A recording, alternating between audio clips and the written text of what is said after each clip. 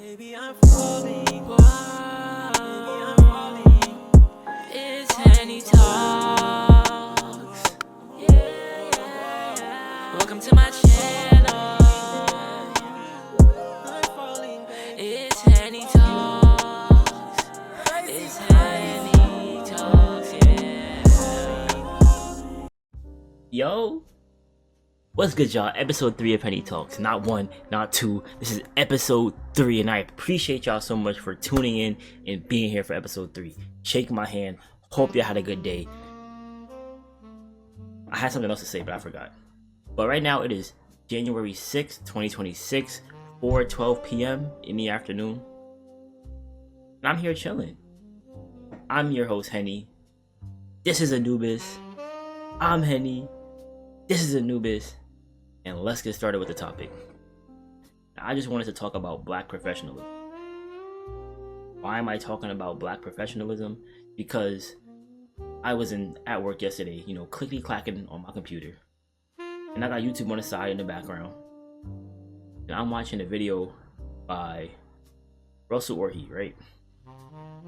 Who is Russell Orhe? Well, let me show you. Boom. This is Russell Orhe. Black bodybuilder, or powerlifter, I should say, not necessarily a bodybuilder. He is a black powerlifter. This is Russell Orhe. Why am I talking about Russell Orhe? He is in what's called the IPF, the International Powerlifting Federation, and he made a video about how they were changing their rules for their 2026 year, right? And one of the rules were that lifters weren't allowed to wear chains on stage while lifting, right? And their meaning behind this rule wasn't a safety issue, but it was a professionalism issue, right? So I went to look at it myself before the video, because obviously I wanted to talk about it, right? I went to look it up, and today, on 6/2026, they have postponed it to March. Maybe his video got recognized by IPF, and they're like, maybe that's a bad idea, or maybe we should rethink this or look at this rule. But that is pretty much what inspired this conversation about professionalism.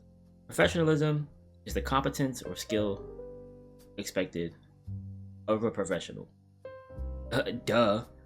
Alright, what's a professional? A professional is someone who earns a living through specialized skills, education, and training, adhering to high ethical standards and codes of conduct in fields like medicine, law, or engineering, etc., right? Why is it that athletes aren't allowed to wear chains while lifting? For professionalism, what makes chains not professional, right? I have a chain on right now. I'm allowed to wear a chain at work. Granted, it's tucked under my t-shirt, but I'm allowed to wear chains at work.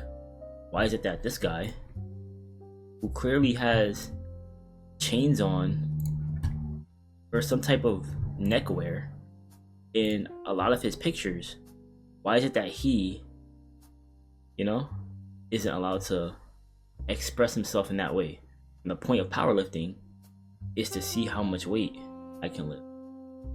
This is part of his, like the chains or dog tags or whatever he decides to wear that day is a part of his brand. It's a part of his marketing. It's a part of his thing, right?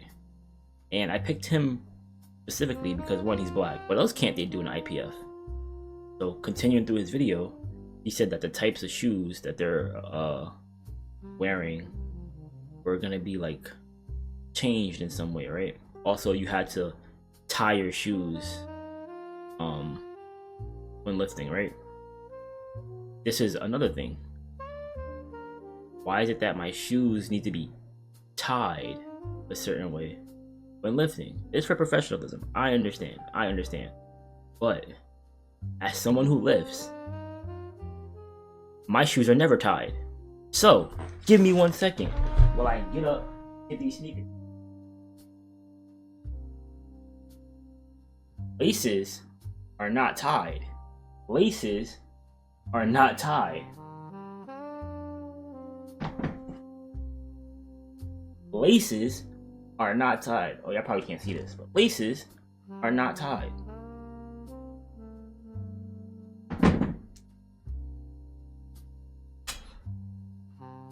And that's just the stylistic, aesthetic purpose of, you know, me not wanting to tie my shoes because I don't think it looks good. The style is to not tie them, you know.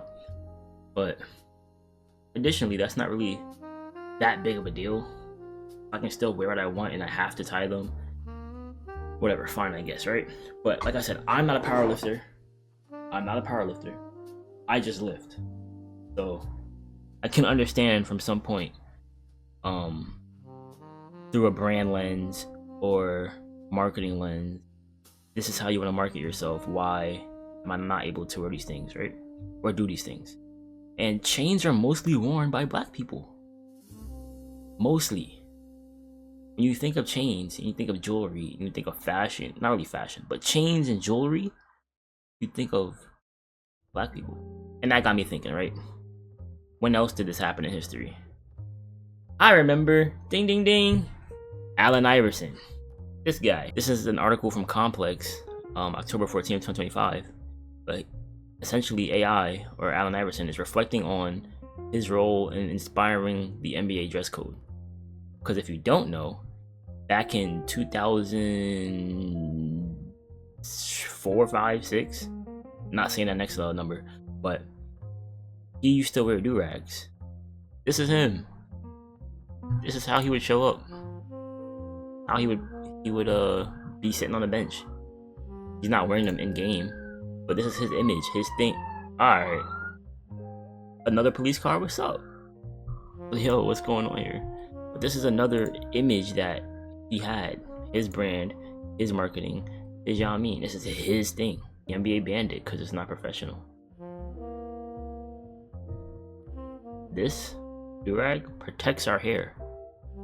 I have a bonnet on because I don't want this headset rubbing against my hair, especially after I just washed it or put my curling cream, lotions, and gels, and whatever else in my hair. These things are made to protect our hair. Who wears do-rags? What type of people wears do-rags? I'm looking at the camera for a reason. Like, y'all are starting to see the trend of things going on, right? Next. Military beards. Oh man. Starting 2026. Aren't allowed to have a beard anymore in the military. All waivers need to get vetted or redone by a doctor.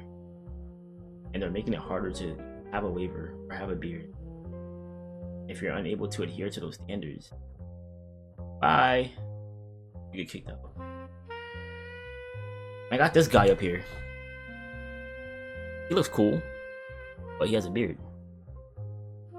It's not stopping him from doing his job. This guy. Soldier says he lost leadership position due to his beard. So because he has a beard, he's unable to be a leader. He's unable to do his job. He's unable to be a good soldier. Black people are the people that get razor bumps the most. Black people are the people who have the most shaving waivers because we are the target demographic that razor bumps affect. All of these changes that are for so-called professionalism don't really affect the other side as much as it does one. And this isn't meant to really be a racist video. This is just meant for me to figure out why some things are professional, and some things aren't. As I look at these men, they look cool. They got the beards and all. And now I'm just wondering why. Why is it that we're unable to have these things, right? These are black. I typed in black professional hairstyles, right? Because I wanted to see what would come up, right? When I see this group of 6 right here, right? You got the curls, the flat top, the mid taper fade, the waves, the 2 strands, twist or box braids, and then I'm gonna say mohawk, right? If you ask people which one of these are unprofessional, you would get different answers. Some people would say the 2 strands aren't professional because I don't know. Some people would say that the curls aren't professional, they look too wild. Or this isn't professional because it's not really uniform. He has curls here and curls there. This would be professional. This would be professional, and this probably wouldn't because he has the different colors, and it's just like looks kind of crazy, right? But what makes the fro not professional? If you have a lineup, have a shape up, it's symmetrical, what makes it not professional? I spoke to a girl last night about this issue, in particular about black people being professional, and I mentioned how black women weren't allowed to have dreads in the military until recently. Within 10 to 15 years ago, they were able to have dreads in the military. She said that dreads are unprofessional, and she's black. What makes a hairstyle unprofessional? What makes a hairstyle mean that I'm not able to do my job better than somebody with a different hairstyle, or a different skin color, or a different lineage, background, anything? Is it my hair? If I go to a job interview and I have dreads or waves, am I more likely to get the job with dreads or waves? I'm pretty sure it's gonna be waves. It's because of how dreads are seen by others. And it's very deep. But then we can start talking about colors. My hair have to be black to be professional, or can I have it colored at the top? Do I have to have the sharpest lineup ever, or can it be like a little crooked or slanted, right? Do I have to have a taper, or can my hair touch my ears? What about tattoos? I have tattoos on my arms. Does this mean I'm unprofessional, you know?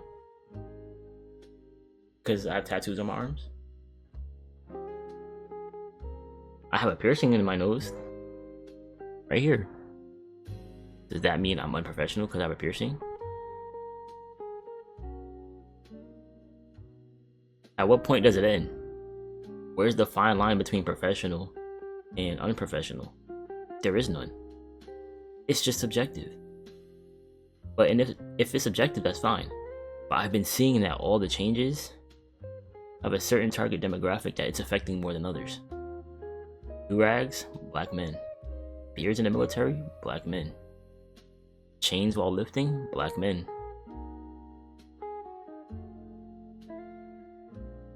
So, I just wanted to come on here and yap about that for a bit. I wish y'all the best in life. That's all I'm saying. I'm gonna step back, put my hands up. And that's it. Oh, I made a song before I go. I'm gonna play it for the outro. Let me know if y'all fucks with it. Alright? I'll see y'all in the next video. Deuces. Demigod king, still the best, what the fuck you mean? Niggas think that I'm not him. Up next, the best on the team. I'm what they see in their dreams. Like crack rocks to a fiend. Looking back at 2016, they was all trying to be like me.